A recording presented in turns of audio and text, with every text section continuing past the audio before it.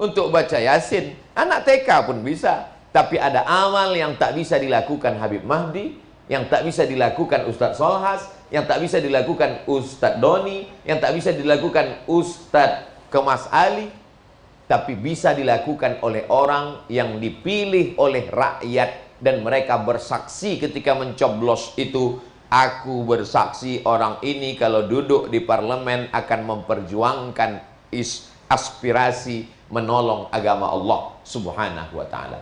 Jabatan tak lama, ada mungkin 1 periode, 2 periode, 3 periode, itu pun kalau tak datang KPK. Ada kemudian 1 periode, 2 periode, 3 periode, tapi setelah itu semuanya datang berlalu, penyakit, meninggal, ada meninggal langsung tak sakit dan lain sebagainya. Yang kita tinggalkan apa? Tinggalkanlah sesuatu yang bisa mengalir sesudah kematian datang. Saya dibawa Habib Mahdi keliling, sudah hampir semua daerah, kabupaten, kota di Provinsi Sumatera Selatan ini kami masuk. Macam-macam yang saya temukan. Kemarin dibawa kami ke Gumawang. Ustadz Somad, ini ada orang namanya tak ingat, jabatannya begini-begini, sekarang sudah pensiun. Apa yang ditinggalkannya? 13,5 hektar tanah wakaf membangun pesantren, masjid, rumah sakit. Menjadi kenangan, sampai hari kiamat akan mengalir pahalanya. Lalu kemudian tadi sebelum kemari singgah pula ke masjid. Masjid ini dibangun oleh Pak Pulan, Ustadz Somad. Saya tinggal mengarahkan imamnya, khotibnya, bilalnya. Saya tidak mendikte bapak-bapak, kamu mesti buat ini, buat ini. Tidak, berpikirlah kita masing-masing, kira-kira kalau mati kita meninggalkan apa. Meninggalkan rumah yang besar, akan dijual anak cucu, karena mereka perlu membuat rumah yang baru. Istrinya tak mau pakai rumah yang lama, jadul kata dia. Kita tinggalkan mobil, kreditnya belum lunas.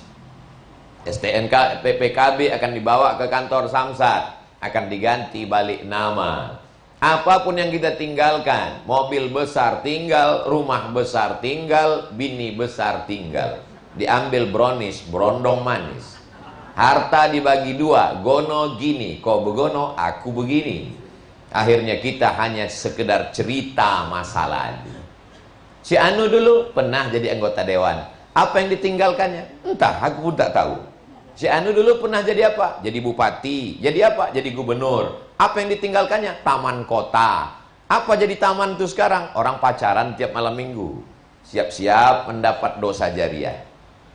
Si Anu apa yang dia buat? Masjid mengalir pahala. Subuh, zuhur, asar, maghrib, isya, tarawih, witir, iktikaf 10 hari.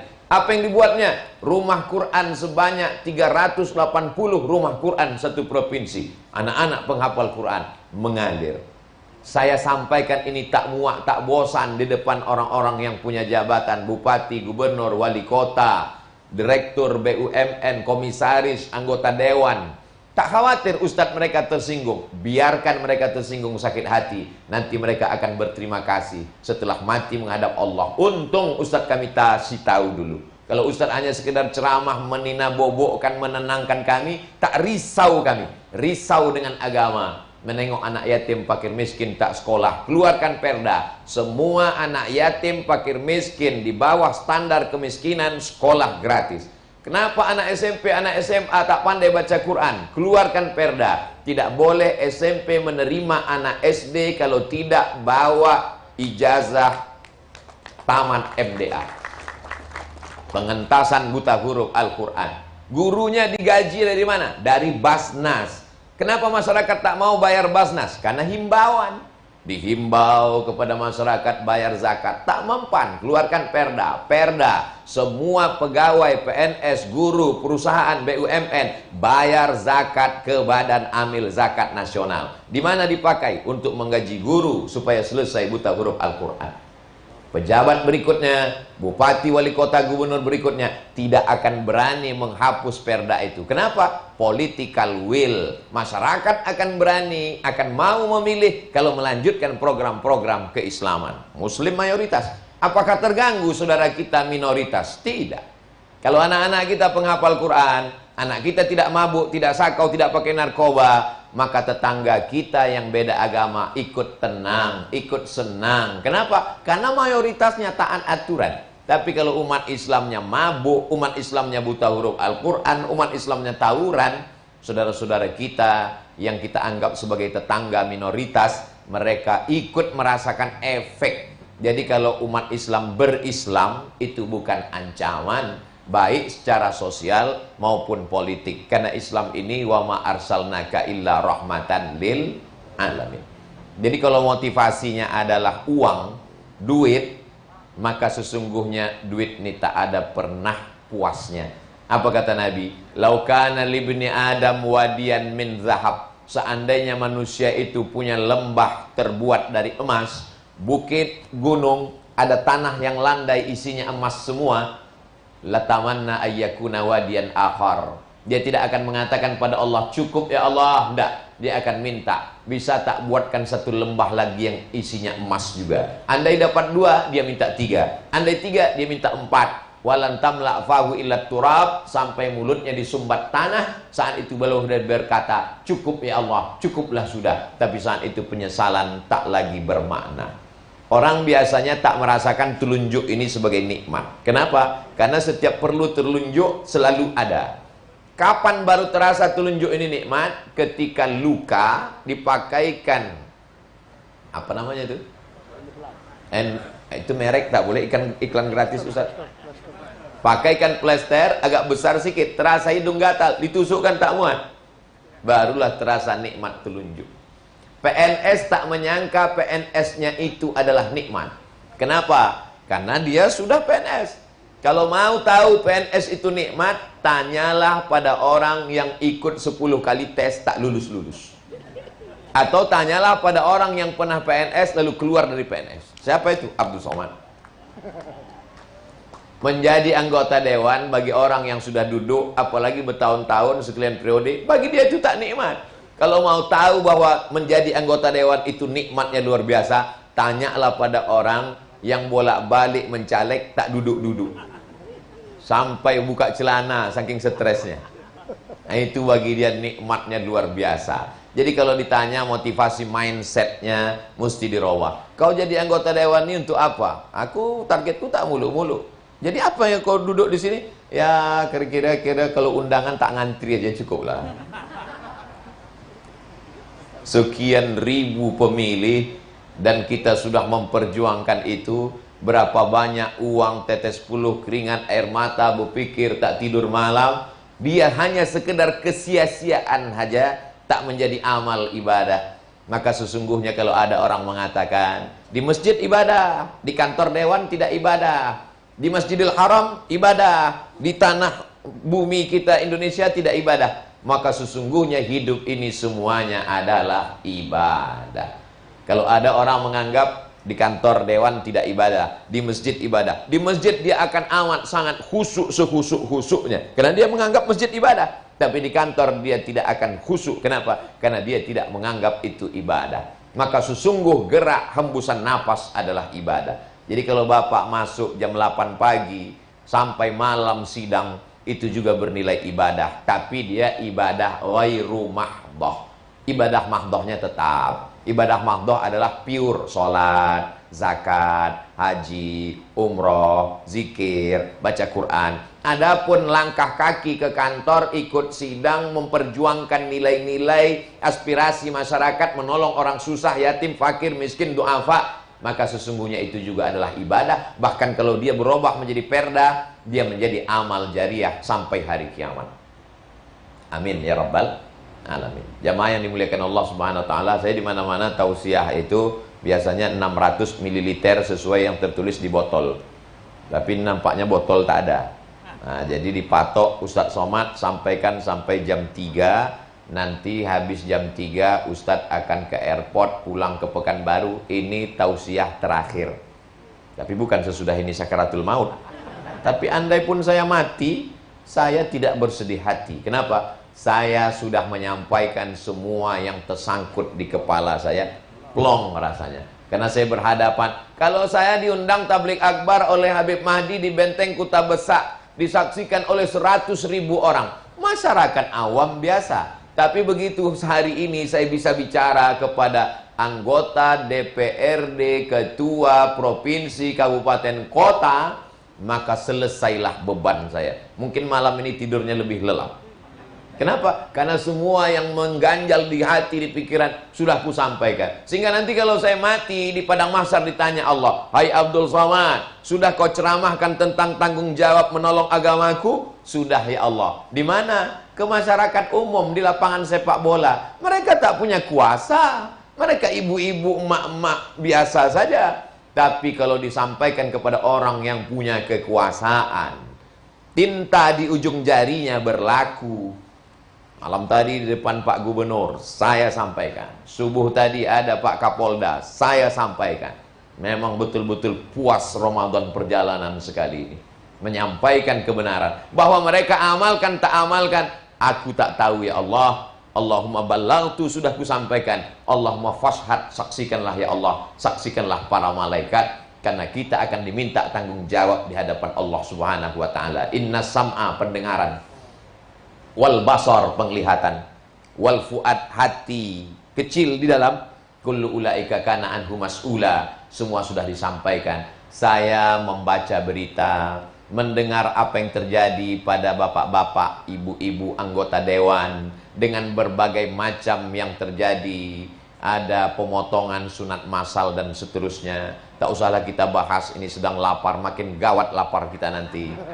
Tapi yang jelas bahwa ini semua adalah bagian dari ujian kehidupan, ujian politik. Makanya dibalikkan kepada tujuan utama, niat awalnya. Karena kalau tidak, dunia tak dapat, akhirat pun tak dapat. Sudahlah dunia tak dapat, akhirat apalagi. Tapi kalau dunia ini mungkin tak dapat, tapi akhiratnya dapat, ada visi misi, ada peran sosial, terbantu orang, maka ini adalah perjuangan yang luar biasa. Ada sebagian orang yang mengharamkan politik.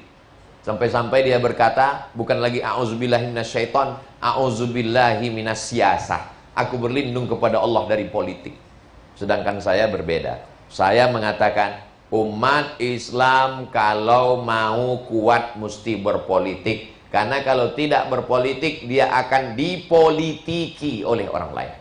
Kenapa Islam bisa berkuasa mengambil Masjid Konstantinopel menjadi Masjid Hagia Sophia? Karena Muhammad Al-Fatih berkuasa.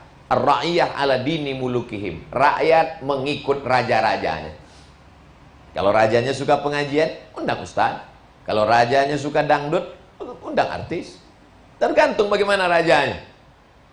Kenapa Islam bisa berkuasa di Andalusia? Karena ada seorang bernama Khalifah Amirul Mukminin yang datang dari Baghdad, terbang bergelar Sokor Quraisy. Sokor, burung raja walinya Quraisy, sampai ke Andalusia, Spanyol. 700 tahun Islam berkuasa. Kenapa Masjid Al-Azhar bisa dirubah dari Syiah menjadi Ahlus Sunnah? Karena ada Salahuddin Al-Ayyubi. Kenapa Palestina bisa dibebaskan? Karena ada Umar Ibnul Khattab. Inilah yang akan menjadi kenangan sepanjang zaman. Kira-kira selama kita dititipkan amanah ini, kalau ditanya Allah Subhanahu wa ta'ala, apa saja yang sudah kita lakukan? Berapa anak yatim fakir miskin yang terbantu uang sekolahnya? Berapa mendirikan sekolah tahfiz Quran? Berapa membuat Islamic Center? Berapa melahirkan perda-perda yang menyelamatkan umat dari makan haram? Berapa merubah dari bank konvensional menjadi bank syariah? Berapa membuat pemberantasan buta huruf Al-Quran? Berapa program-program yang menguntungkan dari aspek sosial membantu masyarakat? Saya di mana-mana kalau disimpulkan isi ceramah saya itu tak keluar dari 4. Yang pertama, perbaikan ekonomi. Yang kedua, perbaikan politik. Yang ketiga, perbaikan pendidikan. Yang keempat, perbaikan dakwah. Perbaikan dakwah. Masjid jangan lagi ceramah tidak bersilabus, berkurikulum. Hari Senin malam Selasa, fikih. Selasa malam Rabu, hadis. Rabu malam Kamis, akidah. Kamis malam Jumat, tak ada pengajian, wirid yasin. Jumat sore, ibu-ibu, wirid yasin. Malam pertama mengkaji masalah toharoh, air suci mensucikan. Cara cebok yang benar menurut Islam. Malam berikutnya mengkaji masalah solat. Rukun solat, solat wajib, solat sunat, sehingga kualitas masjid bergizi baik. Saya sampaikan subuh tadi dan siang tadi di 2 masjid. Masjid Hagia Sophia, Masjid Darul Hijrah. Perbaikan pendidikan, sekolah. Yang punya tanah, wakafkanlah. Yang punya kebun banyak, buatkan. Malam tadi berjumpa dengan orang kaya Provinsi Sumatera Selatan.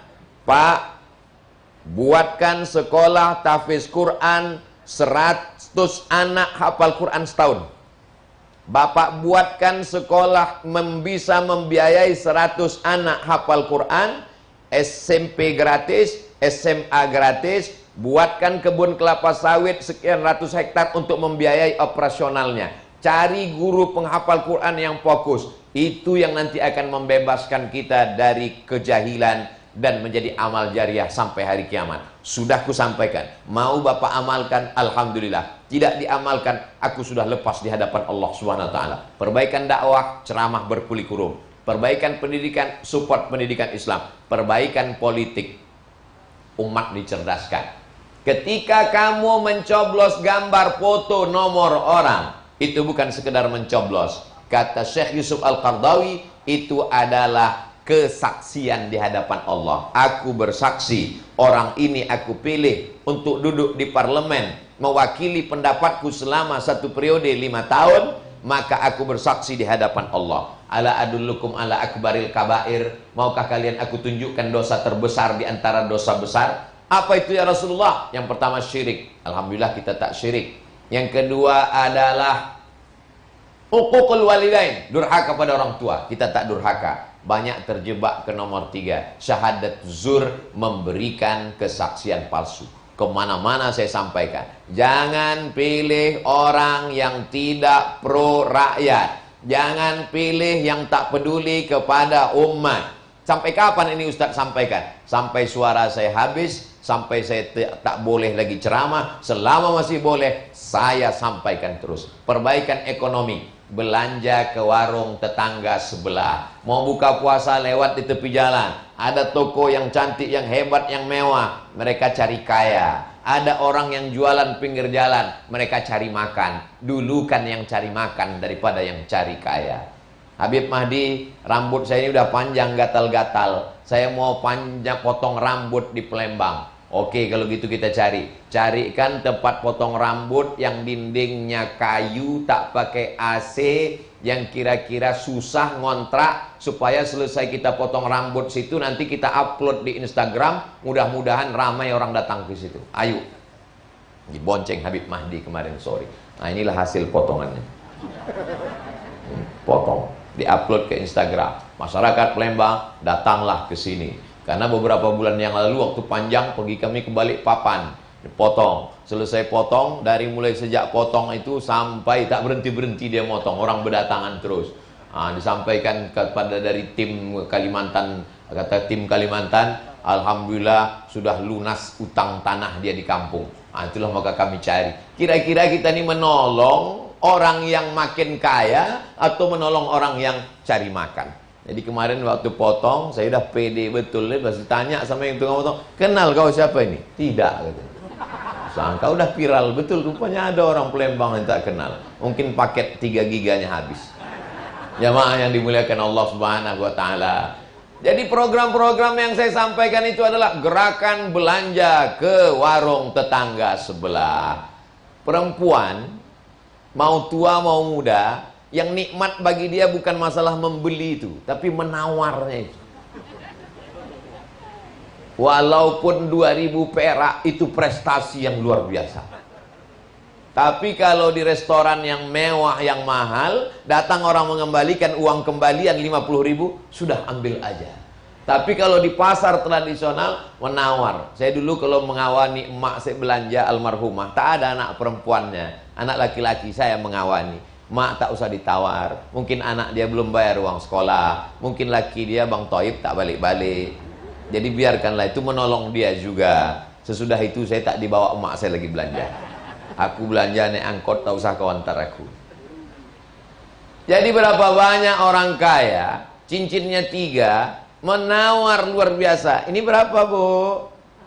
Ini 20.000, 2.000 ya. Ini menawar apa membunuh?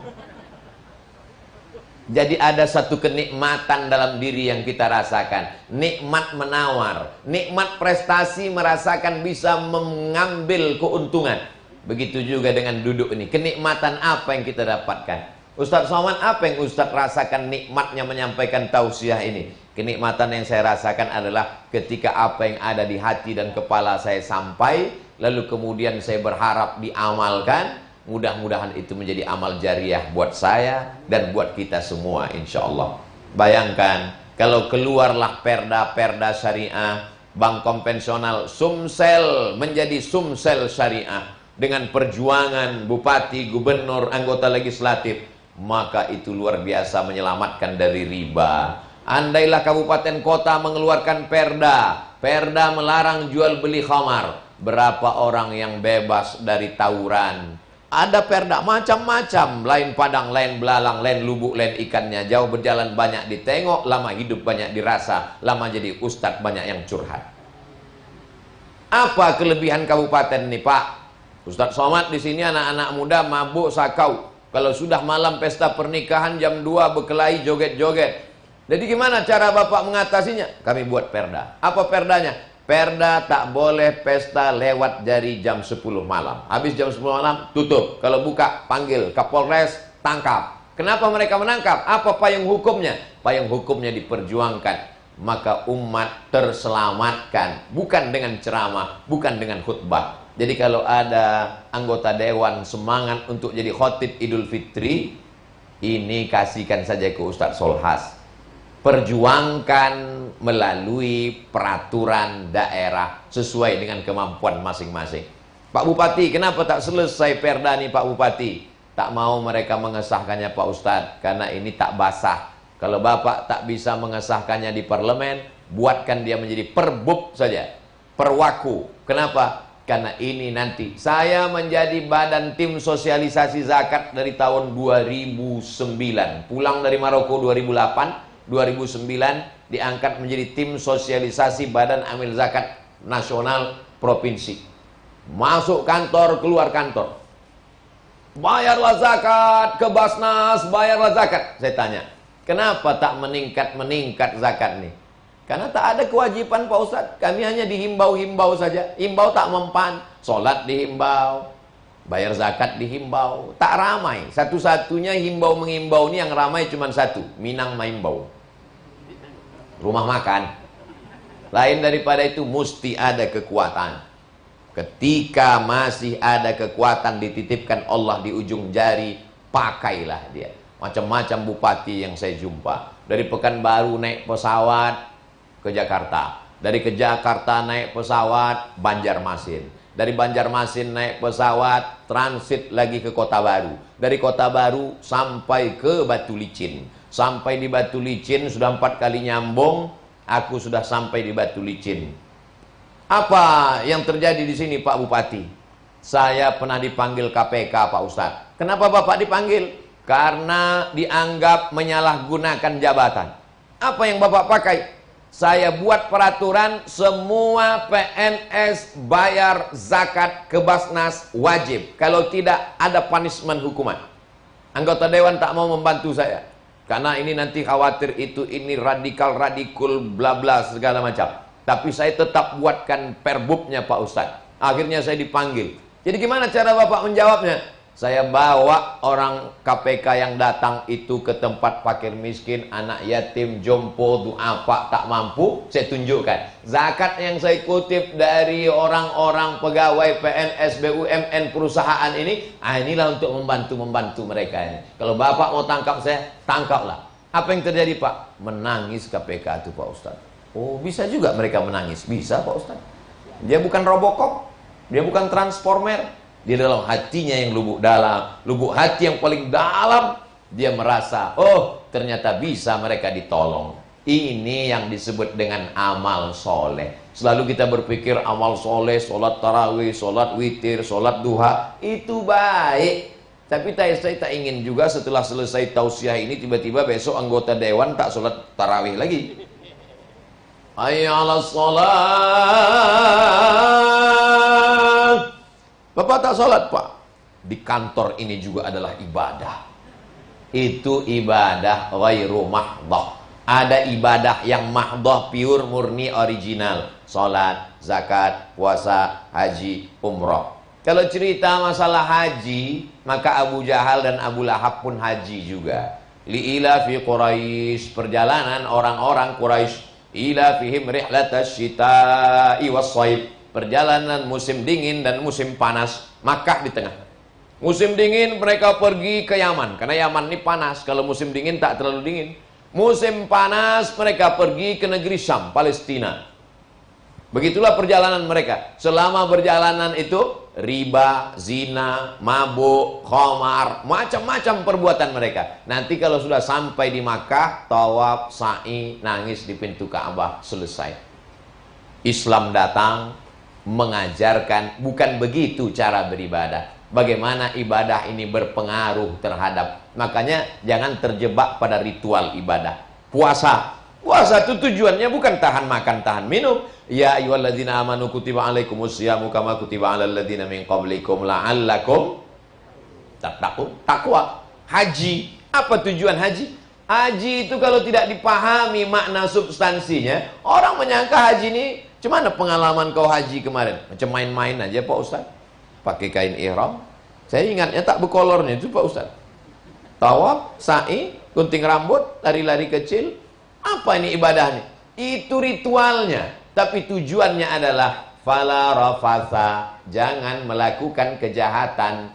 Wala fusuqa, jangan melakukan kejahatan. Wala jidal, jangan melakukan kejahatan. Tiga-tiganya jahat. Tapi kenapa dibedakan? Fusuk, rafas, jidal. Rafas, fusuk, jidal. Rafas, kejahatan seksual.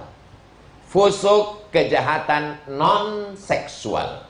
Jidal, kejahatan lidah kasar, caci maki, sumpah serapah. Manusia tak lepas dari yang tiga. Pertama, seksual. Ada orangnya tidak korupsi, tidak nepotisme, tidak makan haram, tapi gatalnya minta ampun. Ada orang setia. Memang susah juga membedakan antara setia dengan takut, nih beda-beda tipis. Matanya tak jelalatan, ngomongnya tak porno, tapi hantu duit, minta ampun. Ada pula orang tidak hantu duit, tidak makan haram, tidak gatal, tapi lidahnya tak tahan. Duduk kita dekat dia 10 menit, menit pertama tang ke tengah jantung. Tajam sembilu, tajam silet, tajam lagi lidah dia. Macam apa tajamnya? Macam kukuran kelapa. Kukuran kelapa itu ibu-ibu kan tahu macam mana kukuran kelapa. Habis isi kelapa yang putih itu, batoknya pun dia bantai juga. Patah buluh masih bisa disambung. Retak kaca masih bisa direkat. Tapi hati yang sakit, kemana obat akan dicari? Boleh untuk update status petang. Betul kata ceramah Ustaz Somad tadi. Buluh patah boleh disambung, kaca retak boleh direkat. Tapi hatiku sakit mendengar ceramah Ustaz, sampai mati tak mau ku tonton YouTube-nya lagi. Tak masalah. Aku tak perlu menjelaskan diriku kepada musuhku, dan aku tak perlu pula memperkenalkan diriku kepada sahabatku. Karena sahabatku tak akan pernah berhenti mencintai aku, dan musuhku tak akan pernah berhenti memusuhi aku. Jadi kalau kita ikut, itu pun boleh juga untuk update status. Kalau kita peturutkanlah untuk menyenangkan hati orang. Ridwan nas ghayatun la tudra. Kita bawa anak kita. Ada seorang bapak membawa anaknya, diletakkannya anaknya di atas keledai karena saking sayangnya ke anak, ditariknya keledai. Apa kata orang? Memang anak durhaka. Masa bapak pula di bawah? Diturunkannya anaknya, naik dia ke atas. Apa kata orang? Memang bapak tak berotak. Masa anak pula disuruh berjalan? Dinaikkannya anaknya ke atas berdua. Apa kata orang? Anak sama bapak sama-sama tak berotak. Masa pula dua-dua naik keledai kurus? Turun dia ditariknya. Apa kata orang? Memang bapak sama anak bodoh. Kenapa punya kendaraan tak dipakai? Kalau kita ikut cakap orang sampai mati, kita tidak akan pernah menyenangkan, memuaskan orang. Benar kata Allah, benar kata Rasulullah, perjuangkanlah. Itulah yang akan menjadi bekal menghadap Allah Subhanahu wa ta'ala. Jangan sampai mati di tengah kesunyian. Ramai, tapi di tengah kesepian. Hiruk pikuk kota besar metropolitan, mobil tak berhenti jam 2 malam, tanten, macet. Tapi kita terbujur kaku di ruang ICU. Tertulis, bacaannya ICU. Artinya, I see you, you don't see me. Aku bisa menengok kamu, kamu tak bisa menengok aku. Ketika itu kita sedang berada di kesunyian. Istri mana? Wanita karir sedang rapat di luar kota. Anak kemana? Pergi entah kemana. Iya, kalau perawat itu tahu tentang agama, ditengoknya kita sudah sesak napas. Judul lagunya, Setengah Napasku Pergi. Dibisikkannya ke telinga sebelah kanan, La ilaha illallah. Sayup-sayup suara azan terdengar. Hayya 'alas shalah.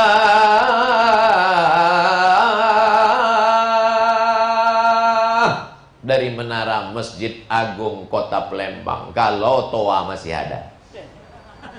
Masuk ke celah jendela, mencuri pintu angin sampai ke telinga pasien. Kalau masih sempat mengingat Allah, belajar tayamum, miring ke arah kiblat. Miring pun tak bisa, sholat dengan telentang, isyarat biji mata, bersyukur. Tapi sampai masanya kita kadang tak ingat. Kenapa tak ingat? Karena tak terbiasa. Apa yang sering kita pikirkan, apa yang sering kita cakapkan, apa yang sering kita renungkan, itulah yang akan datang nanti pada saat-saat sakaratul maut. Kalau yang sering kita pikirkan dunia, maka saat akan mati nanti, 1000 orang membisikkan la ilaha illallah, kita tak akan ingat. Datang Habib Mahdi, datang Ustadz Solhas, la ilaha illallah. Tak mau ke situ, kita tetap bertanya, macam mana antrian solar? La ilaha illallah, macam mana surat tanah? Ini semua akan datang. Ustadz Somad nanti ceramah ke kampung saya di Sumatera Barat, di tepi Danau Maninjau. Insya Allah saya datang. Gimana ceritanya Bapak tinggal di Jakarta mau ngundang saya ke tepi Maninjau ini? Kita kan tak pernah jumpa. Saya Pak Ustadz masuk rumah sakit Cipto Mangunkusumo. Anak bini sudah dipanggil sama dokter. Kata dokter, bawa suami kalian ini pulang, bapak kalian ini pulang, karena sudah tak ada harapan kesembuhan. Akhirnya pas malam terakhir Pak Ustadz, tiba-tiba saya terduduk di ruang ICU. Kenapa bapak duduk? Pas sedang dalam keadaan koma itu, kata dokter tak lagi ada harapan, habis duit kalau dipertahankan, disuruhnya balik saja ke rumah. Kalau ada dokter mengatakan bawa balik ke rumah, itu artinya malaikat maut sudah di lampu merah. Tak lama lagi sampai. Ketika pas tengah malam saya di ruang ICU itu, Pak Ustadz, tiba-tiba saya terduduk. Dokter pun terkejut, kenapa bisa hidup lagi? Apa yang Bapak tengok waktu dalam keadaan di alam-alam gaib, alam maya itu? Waktu malam itu Pak Ustadz, gelap gulita, nampak saya orang bertanya ke saya, kapan kau buat tablik akbar? Siapa yang datang tuh? Ustadz Somad. Gimana ceritanya bisa saya datang ke mimpi Bapak di ruang ICU waktu koma itu? Lama saya berpikir, apa yang membuat Bapak nih tiba-tiba merasa saya datang? Saya tanya, Bapak kalau di rumah apa yang Bapak tonton? Yang saya tonton ceramah Ustadz Somad di channel Ustadz Abdul Somad Official. Jangan lupa subscribe, like, share, and comment.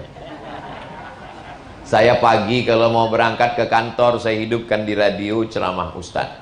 Saya balik ke rumah, saya tonton di kamar ceramah Ustaz. Ternyata apa yang selalu kita tengok, apa yang selalu kita dengar, apa yang selalu kita pikirkan, apa yang selalu kita renungkan, itulah nanti yang akan datang waktu sakratul maut. Jadi jangan heran kalau ada komen-komen di Instagram, di YouTube, di FB, jamaah mengatakan, aku mimpi ketemu Ustaz, aku mimpi sama Ustaz. Alhamdulillah sampai sekarang yang datang ketemu saya mengaku jumpa mimpi itu 2. Nenek-nenek sama anak kecil.